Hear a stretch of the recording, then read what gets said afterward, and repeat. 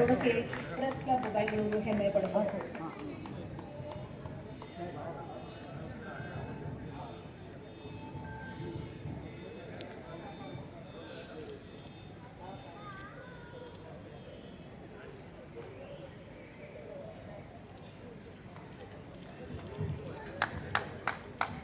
ಪ್ರೋತ್ಸಾಹದ ಚಪ್ಪಾಳೆಯ ನಿರೀಕ್ಷೆಯಲ್ಲಿ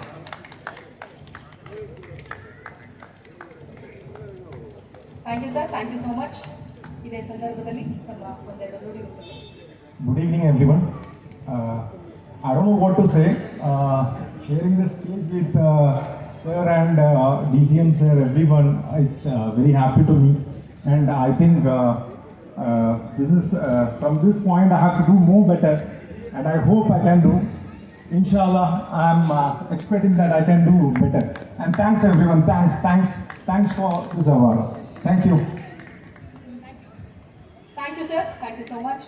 ಮುಂದಿನ ಪ್ರಶಸ್ತಿ ಪುರಸ್ಕೃತರು ಡಾಕ್ಟರ್ ರಮ್ಯಾ ರಮೇಶ್ ಅವರು ಶಿಕ್ಷಣ ಕ್ಷೇತ್ರದಲ್ಲಿ ತಮ್ಮದೇ ಆದಂತಹ ಛಾಪನ ಮೂಡಿಸಿದ್ದಾರೆ.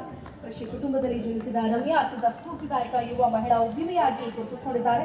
ತಮ್ಮ ಸಂಸ್ಥೆಯ ಮೂಲಕ ಜಾಗತಿಕ ಮಟ್ಟದ ಗುಣಮಟ್ಟದ ಶಿಕ್ಷಣವನ್ನು ಒದಗಿಸುವುದರ ಮೂಲಕ ಮಕ್ಕಳನ್ನ ವಿಶ್ವ ಮಟ್ಟದಲ್ಲಿ ಗುರುತಿಸಿಕೊಳ್ಳುವಂತೆ ಪ್ರೇರೇಪಿಸ್ತಾ ಬಂದಿದ್ದಾರೆ.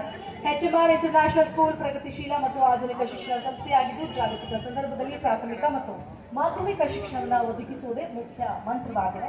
ಯುವ ಜನರಿಗಾಗಿ HMR ಫೌಂಡೇಶನ್ ಕಟ್ಟಿರೋ ರಮ್ಯಾ ಅವರು ಹೆಣ್ಮಕ್ಳು ಮನಸ್ಸು ಮಾಡಿದ್ರೆ ಯಾವುದನ್ನು ಕಡಿಮೆ ಇಲ್ಲ ಅನ್ನೋದನ್ನ ಸಾಬೀತುಪಡಿಸಿಕೊಂಡಿದ್ದಾರೆ.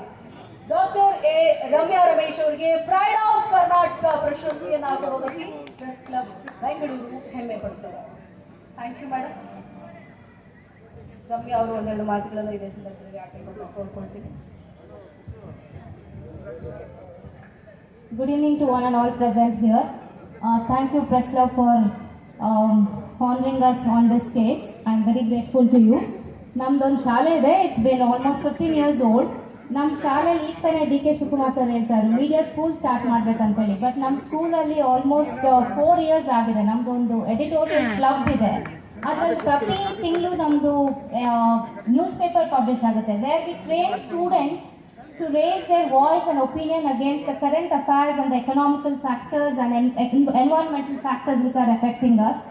So I would request all the educationists here to please kindly introduce such kind of programs in school where it gives liberty and freedom for the students to talk and raise their voice, and we can have a future beautiful, amazing journalist in our country. Thank you so much for this opportunity.